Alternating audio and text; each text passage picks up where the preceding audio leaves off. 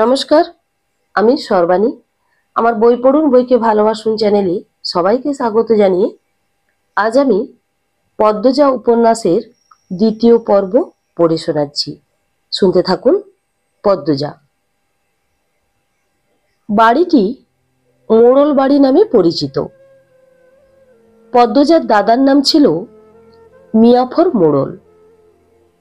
তিনি গ্রামের একজন সফল ব্যবসায়ী ছিলেন। 4 পুত্রের জন্মের পর তাদের জন্য 6 কাঠা জমির ওপর টিনের বিশাল বড় বাড়ি বানিয়েছিলেন। টগবগে 2 পুত্র 18 বছর আগে 1971 সালের মুক্তিযুদ্ধে নিহত হয়। ছোট ছেলে 8 বছর বয়সে কলেরা রোগে মারা যায়। বাকি থাকে বড় ছেলে মোর্শেদ মোড়ল।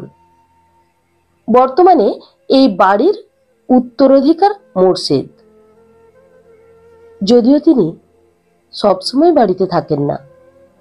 বাউন্ডুলে জীবন তার। স্ত্রী সন্তানের অধীনেই এখন মোড়ল বাড়ি। তারাই বাড়িটি রক্ষণাবেক্ষণ করে। পুরো বাড়ির চারপাশ জুড়ে গাছগাছালি। বাড়ির পিছনে টলটলে জলের স্রোতস্বিনী। অন্ধকার গাঢ় হতেই পরিবেশ নিশুতি রাতের রূপ ধারণ করে। রাতের এই নির্জন প্রান্তর ঝিঝি পোকার ডাকে ছেয়ে গেছে। ঝিঝি পোকার সঙ্গে পদ্মজার ভাঙা কান্না মিলেমিশে ভৌতিক পরিবেশ সৃষ্টি করেছে। মনে হচ্ছে কোনো আত্মা তার ইহজীবনের না পাওয়া কোনো বস্তুর শোকে এমন মরা সুর ধরেছে। হেমলতা পদ্মজাকে টেনে পাশে বসালেন। পদ্মজা ডান হাতের উল্টো পাশ দিয়ে চোখের জল মুছে হেমলতাকে বলতে শুরু করল। মামা সৌদিতে যাওয়ার আগের দিন ওই বাড়িতে খালামণি, ভাই, আফা সবাই এসেছিল। সেদিন ঢাকা থেকে যাত্রাপালার লোকও এসেছিল। তাই হেমলতা শিকারী পাখির মতো চেয়ে আছে। পদ্মজা কান্নার দমকে কথা বলতে পারছে না। হাত পা কাঁপছে, তাকে ভীত দেখাচ্ছে। হেমলতা মেয়ের হাত চেপে ধরেন উৎসাহ দিতে। ঠিক তখনই উঠোনে ধপ করে একটা আওয়াজ হয়। পদ্মজা কেঁপে উঠল। পূর্ণা প্রেমা কথা শোনার জন্য দরজায় কান পেতে রেখেছিল। হুট করে কিছু পতনের আওয়াজ হওয়াতে দুজন ভয় পেয়ে দরজা ঠেলে হুড়মুড়িয়ে ঘরে ঢুকে পড়ে। হেমলতা গোপন বৈঠক ভেঙে দ্রুত পায়ে বারান্দায় এসে দাঁড়ায়। উঠানে বিদ্যুৎ নেই। পিছনে 3 মেয়ে এসে দাঁড়িয়েছে। হেমলতা গলা উঁচিয়ে খেকিয়ে উঠলেন, কে কে ওখানে? ভাঙা গলায় কেউ খুব কষ্টে উচ্চারণ করল, আমি। চিরপরিচিত কণ্ঠটি চিনতে বিড়ম্বনা হলো না তার। তিনি দ্রুত পায়ে উঠানে ছুটে যান। গেটের পাশে নিথরের মতো পড়ে আছে মোর্শেদ মোড়ল। তার গায়ে শীতের চাদর। হাঁপড়ের মতো ওঠানামা করছে বুক, যেন দম ফুরিয়ে যাচ্ছে। হেমলতা চোখে মুখে ছড়িয়ে পড়ে উদ্বেগ। তিনি 2 হাতে মোর্শেদকে আঁকড়ে ধরেন। পদ্মজা, পূর্ণা দৌড়ে এলো সাহায্য করতে। মোর্শেদের এমফাইসিমা রোগ আছে। এই রোগে অল্প চলাফেরাতেই শ্বাসটানের উপক্রম হয় এবং দম ফুরিয়ে যায়। শ্বাস নেবার সময় গলার শিরা ভরে যায়। 3 মা মেয়ে মোর্শেদকে ধরে ঘরে নিয়ে যায়। মোর্শেদ হুট করে বাড়ি ছাড়ে, হুট করেই বাড়ি ফেরে। কখনো কাকডাকা ভোরে, কখনো নিশুতি রাতে, কখনো কাঠফাটা রোদে তার মনে পড়ে নিজ আলোয়ের কথা। ফিরে আসে ক্ষিপ্ত ঘোড়ার মতো। মোর্শেদের এমফাইসিমা রোগটা ধরা পড়ে 7 বছর আগে। তার অ্যাজমা ছিল, আবার ধূমপানেও আসক্ত। ফলে ফুসফুসের এই রোগটি খুব দ্রুত আক্রমণ করে বসে। মোর্শেদ খানিকটা সুস্থ হয়ে রাত 1টার দিকে ঘুমিয়ে পড়েন। পূর্ণা প্রেমা ঘরে গিয়ে শুয়ে পড়েছে। পদ্মজা বারান্দার ঘরে ঝিম মেরে বসে আছে। তার চোখের দৃষ্টি জানালার বাইরে। জ্যোৎস্না গলে গলে পড়ছে। কি সুন্দর দৃশ্য! সেই দৃশ্যের দিকে অপলক নয়নে চেয়ে থেকে পদ্মজা ভাবছে, আম্মা এখনো আসছে না কেন?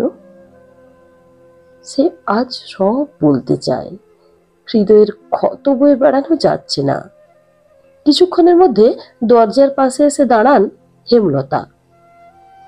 হাতে থাকা হ্যারিকেনের তীব্র আলোয় পদ্মজা গুটিয়ে যায়। হেমলতা হ্যারিকেনের আগুন নিভিয়ে পদ্মজার পাশে গিয়ে বসেন। পদ্মজা সব কিছু বলার জন্য তৈরি ছিল, তবুও অপ্রস্তুত হয়ে পড়ে। ভীষণ অস্বস্তি হচ্ছে। পদ্মজা তখন 4র্থ শ্রেণীর ছাত্রী। বয়স আর কত হবে, 9 কি 10। খুব কম বয়সেই তাকে স্কুলে পাঠানো শুরু করেছিলেন হেমলতা। হানিফের সৌদি চলে যাবার উপলক্ষে রবিবার এক সকালে নানা বাড়িতে সবার দাওয়াত পড়ে। স্কুল মাঠেও সেদিন নাচ গান অনুষ্ঠিত হচ্ছিল।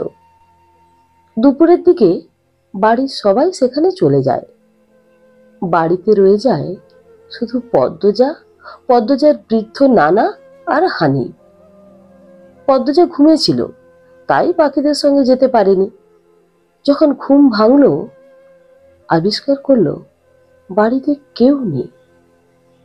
সেদিন মোর্শেদ হঠাৎ করে অসুস্থ হওয়াতে হেমলতা বাপের বাড়িতে ছিলেন না।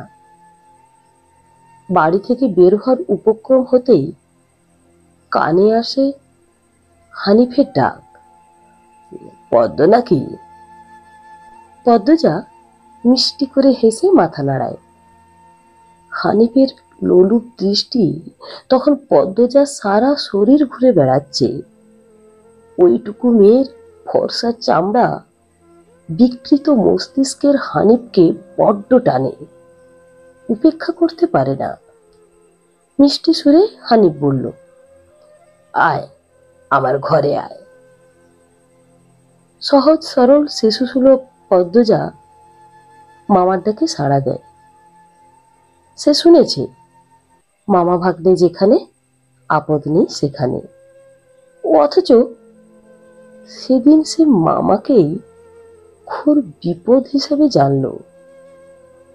পদ্মজা রুমে ঢুকতেই হানিফ চট করে দরজা বন্ধ করে দিল।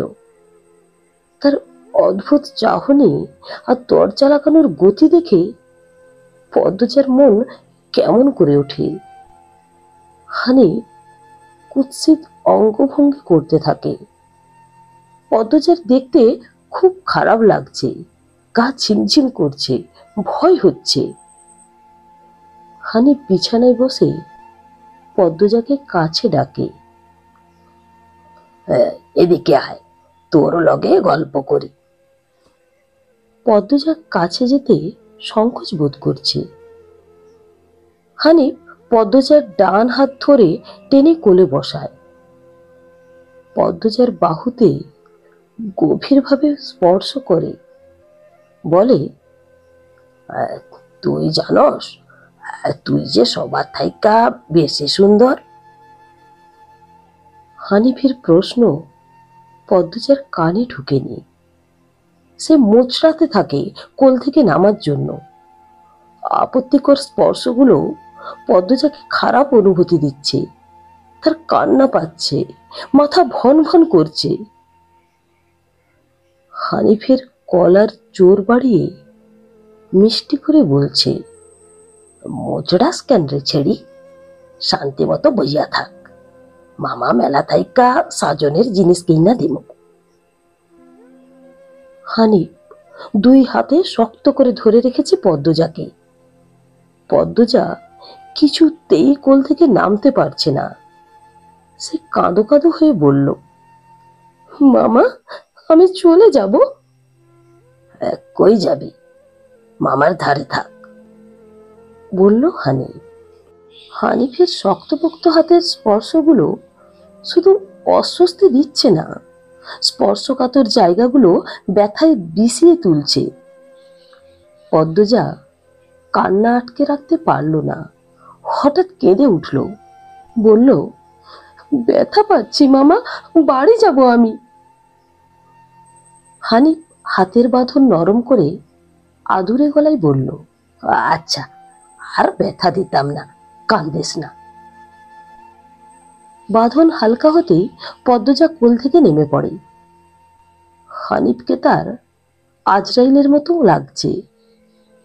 মায়ের কাছে সে আজরাইলের অনেক গল্প শুনেছে। আজরাইল যখন জান নিতে আসবে তখন শরীরে খুব কষ্ট অনুভব হবে। এই মুহূর্তে যেন ঠিক তেমনই অনুভূতি হলো। তাহলে তার হানিফ মামাই আজরাইল? পদ্মজা দরজার দিকে তাকায়। অনেক উঁচুতে ছিটকিনি, উচ্চতা কম হওয়াতে সে দরজা খুলতে পারবে না। তাই হানিফকে ভীত কণ্ঠে অনুরোধ করল, মামা দরজা খুলে দাও। ধমকে উঠল হানিফ, কেন, আমি তোরে যাইতে কইছি? তার কর্কশ কণ্ঠের ধমকে পদ্মজা ভয়ে কেঁপে উঠল। তার চোখে নহর বইছে। হানিফ পদ্মজাকে জোর করে কোলে তুলে নেয়। পদ্মজা কাঁদছে, বারবার বলছে, মামা আমি বাড়ি যাব। হানিফের তাতে বিন্দু মাত্র ভ্রুক্ষেপ নেই। বাড়িতে কেউ নেই। বৃদ্ধ সৎ বাবা বধির, কানে শুনে না। পদ্মজা হানিফকে কিল ঘুষি দিতে থাকে। ভয়ে জোরে জোরে কান্না শুরু করেছে। এভাবে কাঁদলে পাশের বাড়ির যে কেউ চলে আসবে। হানিফের রক্ত টকবক করছে উত্তেজনায়। সে দ্রুত ওড়না দিয়ে পদ্মজার হাত পা মুখ বেঁধে ফেলল। পদ্মজার দুই চোখের পানি হানিফের হৃদয়কে ছুঁতে পারছে না। সে ভীষণ আনন্দ পাচ্ছে, পৈশাচিক উল্লাসে ভেসে যাচ্ছে। হানিফ সিগারেট জ্বালায়। খুব আনন্দ হলে তার সিগারেট টানতে ইচ্ছে হয়। সিগারেট টানতে গিয়ে মাথায় এলো নৃশংস বাসনা। তাৎক্ষণিক নাক মুখ দিয়ে ধোঁয়া উড়িয়ে সিগারেটটি দুই আঙুলের মাঝে রেখে পদ্মজার বাম পায়ের তালুতে জ্বলন্ত সিগারেটটি চেপে ধরল। স্মৃতিচারণ করতে গিয়ে পদ্মজা হাউ মাউ করে কেঁদে ওঠে। হেমলতা দুই হাতে শক্ত করে মেয়েকে বুকের সঙ্গে জড়িয়ে ধরেন। পদ্মজা কাঁদতে কাঁদতে বলল, আম্মা তখন আমার খুব কষ্ট হচ্ছিল, আমার দমটা পেরিয়ে যাচ্ছিল। আমি তোমাকে খুব ডেকেছি আম্মা, তুমি আসোনি। পদ্মজার কথাগুলো হেমলতার বুকে ঝড় তুলে দিয়েছে। লণ্ডভণ্ড হয়ে যাচ্ছে শরীরের প্রতিটি শিরা উপশিরা। এ যেন 1971 সালের পাকিস্তানিদের নৃশংসতা। নিজের চোখে তিনি দেখেছেন পাকিস্তানিদের নিষ্ঠুরতা।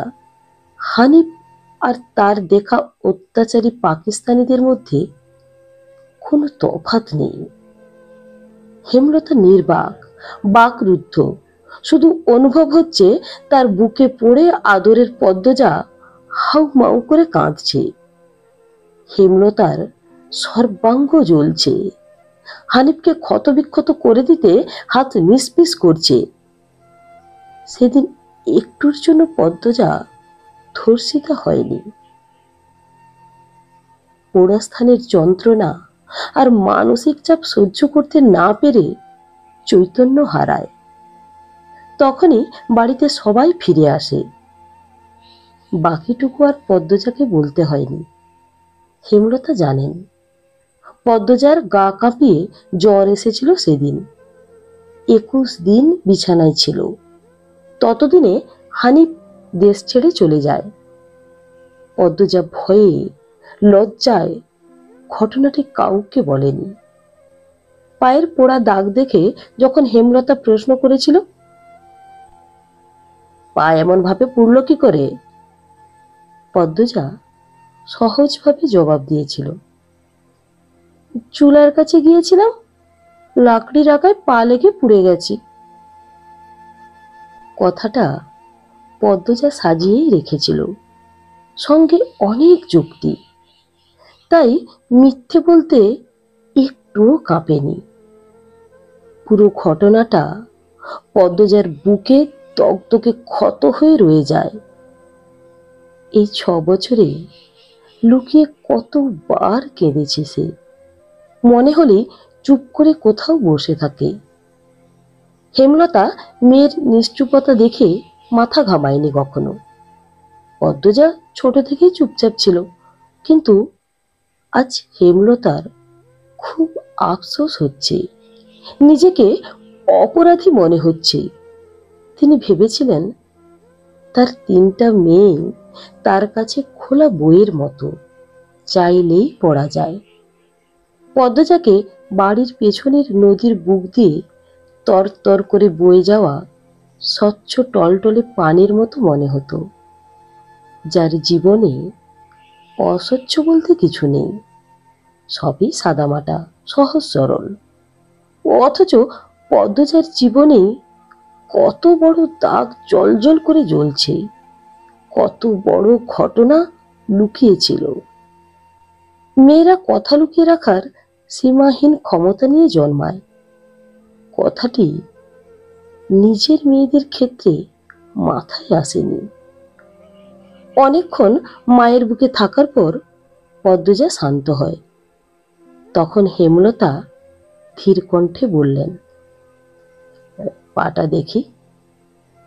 পদ্মজা বাঁ পা বিছানায় তুলল। হেমলতা পদ্মজার পা কোলে নিয়ে পোড়া দাগটা দেখলেন মনোযোগ দিয়ে। বুকের ধুকপুকানি বেড়ে যায়, রক্ত টকবক করে ওঠে। রন্ধ্রে রন্ধ্রে শুরু হয় প্রতিশোধের স্লোগান। তিনি হঠাৎ বলে উঠলেন, এই পোড়া দাগ হানিফের রক্ত দিয়ে মুছব। কথাটি কত সহজ করে বলেছেন হেমলতা, কিন্তু পদ্মজার হৃদয় কাঁপিয়ে তুলল। কি যেন ছিল কথাটিতে। তাকে তাকিয়ে থাকতে দেখে হেমলতা বললেন, এখন যা, ঘুমিয়ে পড়, কাল স্কুল আছে। পদ্মজাকে ঘরে পাঠিয়ে রান্নাঘর থেকে রামদা ছুরি হাতে নিয়ে উঠানে গিয়ে বসেন হেমলতা। উঠানের এক পাশে একটা বড় পাথর আছে। তিনি সেখানে গিয়ে পাথরটির পাশে বসে ছুরিটি পাথরে ঘষতে থাকলেন। ঘষতে ঘষতে পাথর গরম হয়ে আগুনের স্ফুলিঙ্গ দেখা দেয়। ধার হয়ে গেছে। পদ্মজা ঘর থেকে লুকিয়ে দেখছে। অজানা আশঙ্কায় তার বুক কাঁপছে। হেমলতা বারান্দা পেরিয়ে ঘরে ঢুকতে যাবে, তখন পদ্মজা উৎকণ্ঠিত গলায় ডাকল, আম্মা। পদ্মজা কিছু বলার পূর্বেই হেমলতা বললেন, আন্নার চাচার বড় মেয়ে বহু বছর আগে নিখোঁজ হয়েছে, শুনেছিস তো? সেই মেয়ের ধর্ষক হানিফ। ধর্ষণের পর মেয়েটাকে পুঁতে ফেলেছে। অলন্দপুরের এই একটা মানুষই এতটা বর্বর। আমি তখন ঢাকা পড়তাম। বাড়িতে এসে ঘটনাটি শুনি। আম্মার অনুরোধ আর কান্নায় আমি সেদিন মুখ খুলিনি। এত বড় পাপ চেপে যায়। সেই শাস্তি আমি ধীরে ধীরে পাচ্ছিলাম। আজ পুরোপুরি পেয়ে গেলাম। আমার পাপের শাস্তি শেষ হয়েছে। হেমলতার মুখ দিয়ে যেন আগুনের স্ফুলিঙ্গ বের হচ্ছে। তিনি কথা শেষ করে জায়গা ত্যাগ করলেন। পদ্মজার মস্তিষ্ক শূন্য হয়ে পড়ে।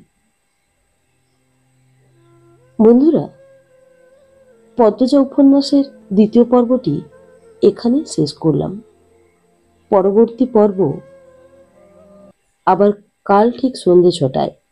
বন্ধুরা, আমার এই গল্প পাঠ যদি আপনাদের ভালো লেগে থাকে তাহলে এই গল্পটি আপনাদের আত্মীয় পরিজন ও বন্ধু বান্ধবের মধ্যে শেয়ার করে দেবেন, আর আমার চ্যানেলটিকে সাবস্ক্রাইব করে দেবেন এবং ডেইলি নতুন নতুন আপডেটের জন্য বেল আইকনটি অবশ্যই প্রেস করবেন। নমস্কার।